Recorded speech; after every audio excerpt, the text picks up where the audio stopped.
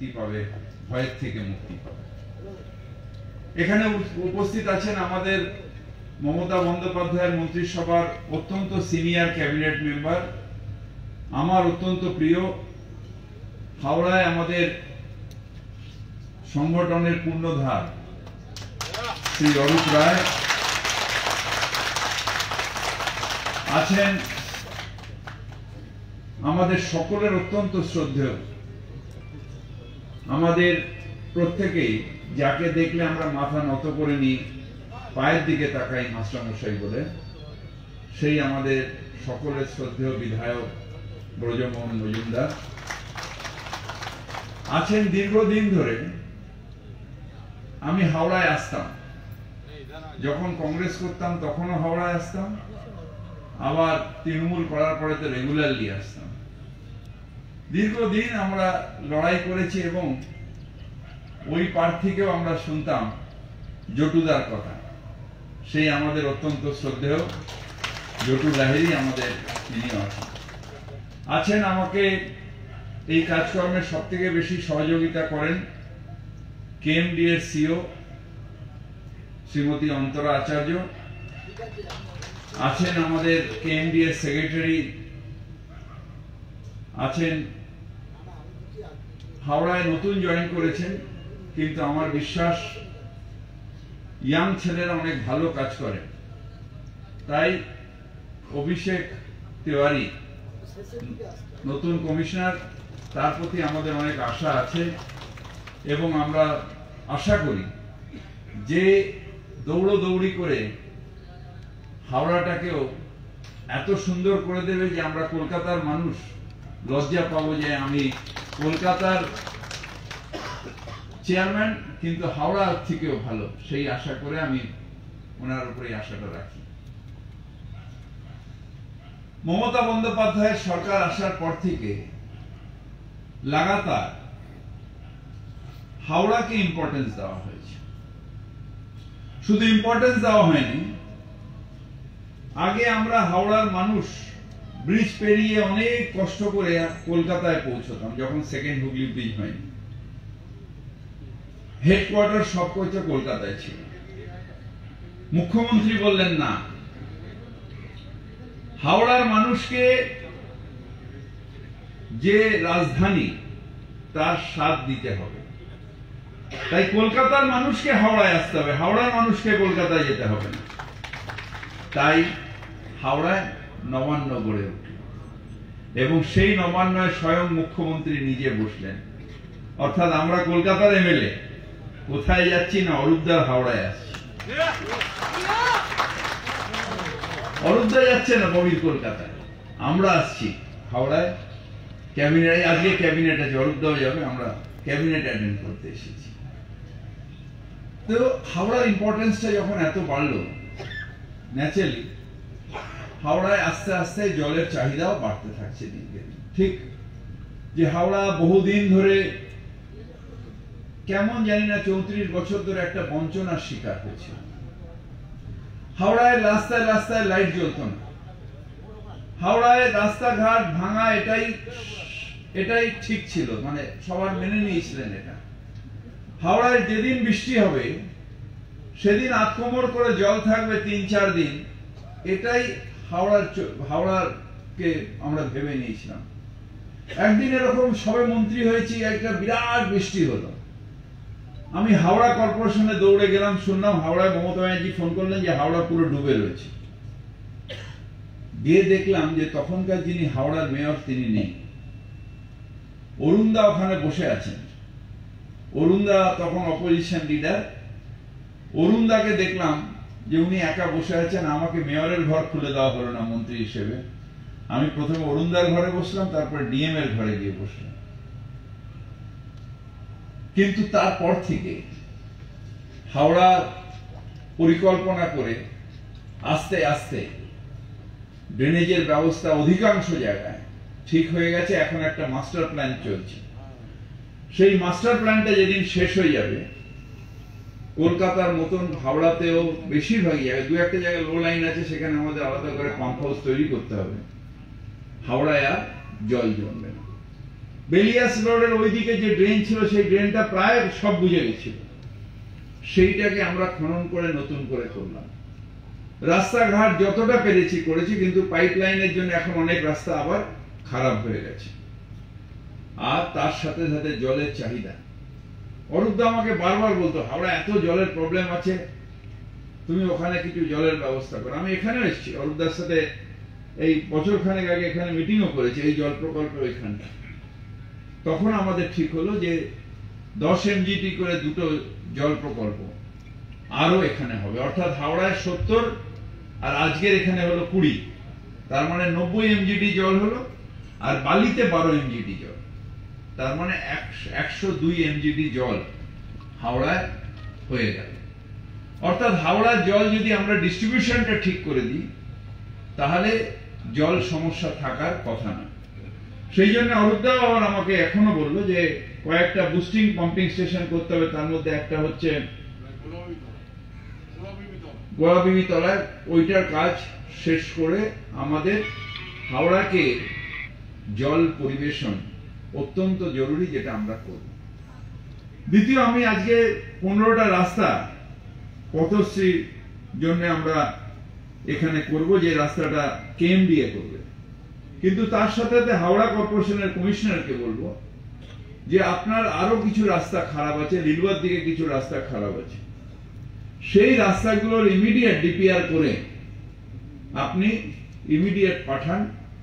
আমরা ফাইন্যান্সের সাথে কথা বলে যত তাড়াতাড়ি সম্ভব এগুলো পাস করবো। আপনি টেন্ডার পর্যন্ত করে রাখুন, যেরকম যেরকম আমাদের স্যাংশন আসবে আপনি ওয়ার্ক অর্ডার গুলো দিয়ে দেবেন। তাহলে হাওড়ার মানুষকে সুন্দর রাস্তা, এলইডি শুরু হয়ে গেছে, অনেক জায়গায় এলইডি হয়ে গেছে, আরো সব হাওড়ায় পুরো এলইডি তে মুড়ে দেওয়া হবে।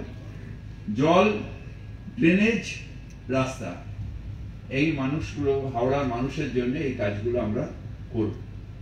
দ্বিতীয়ত, হাওড়ার কমিশনার যেহেতু নতুন এসছেন, তাকে বলবো আমাদের 452 জন ক্যাজুয়াল স্টাফ আছে, যাদের আমার কমিটমেন্ট হচ্ছে যে তারা এখানে থাকবে, কাজ করবে। তার কারণ অতিমারির সময় তারা হাওড়া কর্পোরেশনকে সার্ভিস দিয়েছে। এটা একটা স্কিমের মধ্যে আছে, স্কিমটা আপনি দেখে নিয়ে আপনি আমাদের কাছে পাঠিয়ে দিন, আমরা আবার অ্যাপ্রুভ করে ফাইন্যান্স থেকে স্কিমটা পাস করা আছে। 419 জন, এইটা আমরা আবার এটাকে অ্যাপ্রুভ করে দেবো। যারা যেরকম কাজ করছে সেরকম কাজ করুক। তার কারণ ববি হাকিম কিছু করেন, করে হচ্ছে আমার টিম। সেই টিম অর্থাৎ এখানে অন্তরা আচার্য আছে, এখানে অরুণদা আছে, এখানে আমার অন্যান্য আধিকারিকরা রয়েছে, তারা কাজ করছে। সেই কাজ করতে যখন উদ্বোধন হচ্ছে তখন ফিরাদ হাকিম এসে উদ্বোধন, কিন্তু কাজটা তো তারা করছে। তাই তাদের উপরে যদি আমি ভরসা রাখি, তাকে যদি না ঠিক করে রাখি, তাহলে তাদের উপর অন্যায় করা হবে। ঠিক সেরকম 419 জন হাওড়া কর্পোরেশনের যখন দুর্দশা হয়েছিল, ট্যাক্স কালেকশন আটকে গেছিল, এই এলাকায় এলাকায় কনজারভেন্সি সার্ভিস ঠিক হচ্ছিল না, তখন এই 419 জনকে আমরা নিয়ে সেইগুলোকে ওয়ার্ডে ওয়ার্ডে ভাগ করে দিয়ে আমরা এই কাজগুলোকে তুলেছিলাম। তাই তাদের প্রতিও আমি অত্যন্ত কৃতজ্ঞ। এবং আপনারা থাকবেন, আপনারা আছেন, এবং আগামী দিনেও আপনাদের সার্ভিস হাওড়া কর্পোরেশনের লাগবে। আমি ধন্যবাদ জানাই। এবং আজকে আপনাদের এই যে জল প্রকল্প, এটা প্রায় 227 কোটি টাকা খরচা হয়েছে। এই 15টা রাস্তায় আরো 15 কোটি টাকা খরচা হয়েছে। আর হাওড়ায় পুরনো কাজ করার জন্য আমরা এখন 8 কোটি টাকা আমরা হাওড়া মিউনিসিপাল কর্পোরেশনকে দিচ্ছি পুরনো যে কাজগুলো আছে সেইগুলোকে সম্পূর্ণ করার জন্য। আমি আপনাদের সকলকে ধন্যবাদ জানাই, কারণ এটা ইজি কাজ ছিল না। আমরা যখন লিফটিং স্টেশন করতে গেছি গঙ্গায়, লিফটিং স্টেশন হয়ে যাওয়ার পরে হঠাৎ কেপিটি পোর্ট্রাস্ট বললো যে না, এখানে লিফটিং স্টেশন হবে না। আমরা তখন পাইলিং করে ফেলেছি। সেখানে আমাকে বলা হলো যে আমরা পোর্ট্রাস্টের সাথে, আমি আর অন্তরাচার্য দৌড়ে গেলাম যে সাহেব এটা হয়ে গেছে, আমার প্রজেক্ট দেরি হয়ে যাবে। না, এটা জাহাজ নাকি ওখানে ঘুরতে পারছে না, ওরাই দিয়েছিল পারমিশন।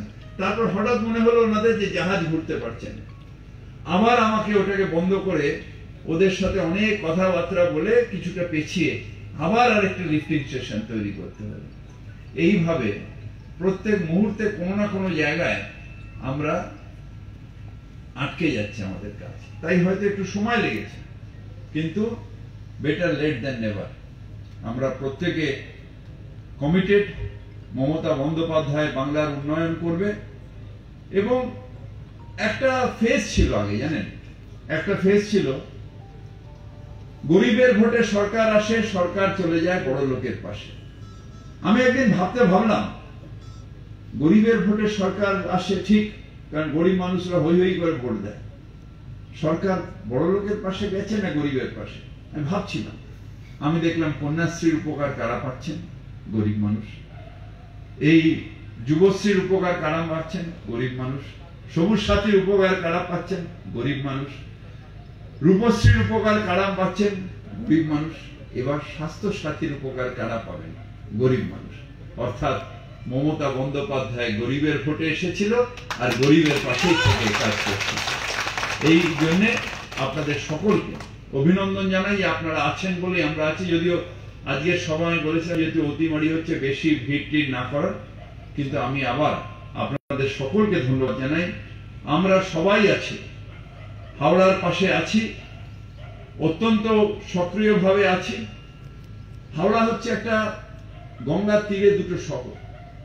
সেই শহরে আমরা দেখি যে হাওড়ার মানুষও আমরা ঘাটে নামি, কলকাতার মানুষও ঘাটে নামে। এক বালতি জলকে তুলে নিয়ে গেল, কে এক বালতি জল ঢাললো, তাতে গঙ্গার যেরকম কিছু আসা যায় না, মমতা বন্দ্যোপাধ্যায় তেমনি একটা উন্নয়ন মানুষকে সমর্থনে নিয়ে যাচ্ছেন। এক বালতি জল নামলো আর উঠলো, তাতে কিছু যায় আসে না। তাই আপনাদের সকলের সহযোগিতা কামনা করে নতুন বছরে নতুন উদ্যোগে আমরা এগোবো এবং হাওড়া তথা বাংলাকে একটা নতুন দিগন্তে পাঠিয়ে দেব। আগামী 3 বারের জন্য মমতা বন্দ্যোপাধ্যায় যেদিন শপথ নেবেন, সেদিন হাওড়ায় আরেকটা নতুন সূর্য উঠবে, উন্নয়নের সূর্য, বাংলায় উঠবে উন্নয়নের সূর্য। আপনাদের সকলকে ধন্যবাদ জানিয়ে আমার বক্তব্য রাখছি। নমস্কার।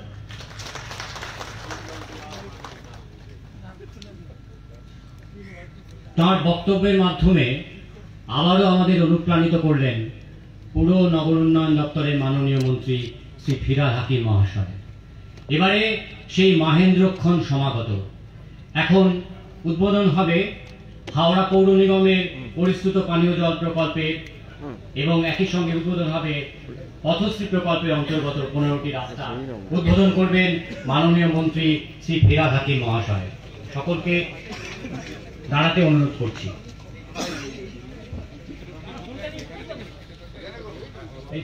এই দিন ফলক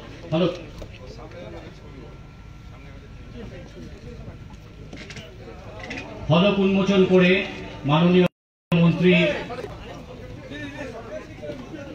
এই মাহেন্দ্রক্ষণকে স্মরণীয় করে রাখবেন। করতালি দিয়ে আমরা অভিনন্দন জানাচ্ছি। আমাদের আজকের অনুষ্ঠান এইখানে আমরা শেষ করছি, কিন্তু তার আগে আমি ধন্যবাদ জ্ঞাপন করছি মাননীয় মন্ত্রী শ্রী ফিরহাদ হাকিম মহাশয়কে, ধন্যবাদ জ্ঞাপন করছি মাননীয় মন্ত্রী শ্রী অরূপ রায় মহাশয়কে, ধন্যবাদ জ্ঞাপন করছি